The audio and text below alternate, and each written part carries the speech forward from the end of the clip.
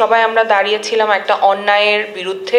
কেউ আমাদের সেই জায়গা থেকে একসাথে হওয়া, সবাইকে আসলে সবসময় একসাথে থাকতে হবে। আমরা রাস্তায় দাঁড়িয়েছিলাম ছাত্রদের পাশে, কিন্তু আমরা যারাই আসলে দাঁড়িয়েছিলাম, যে যেই ব্যানার থেকে বা যে যেই জায়গা থেকে আসলে দাঁড়াক না কেন, সবাই আমরা দাঁড়িয়েছিলাম একটা অন্যায়ের বিরুদ্ধে। একটা গণহত্যা হচ্ছে, গণগ্রেফতার হচ্ছে, এইভাবে নিরীহ মানুষের উপর অত্যাচার করা হচ্ছে, সেটা দেখে আসলে বাসায় বসে থাকার মতো অবস্থা কারোই ছিল না। আমরা সেই তাড়না থেকেই একসাথে হয়েছিলাম এবং আজকেও আমাদের সেই জায়গা থেকে একসাথে হওয়া। কারণ এটা অবশ্যই সত্যি যে জুলাইয়ের গণঅভ্যুত্থান আমাদেরকে একটা মুক্তি দিয়েছে, একটা স্বৈরাচারী শাসন ব্যবস্থা থেকে মুক্তি দিয়েছে, কিন্তু আমাদের এখনকার বর্তমানে যে সার্বিক পরিস্থিতি, সেটাও আসলে খুব বেশি আশাব্যঞ্জক কিছু না আমার জন্য।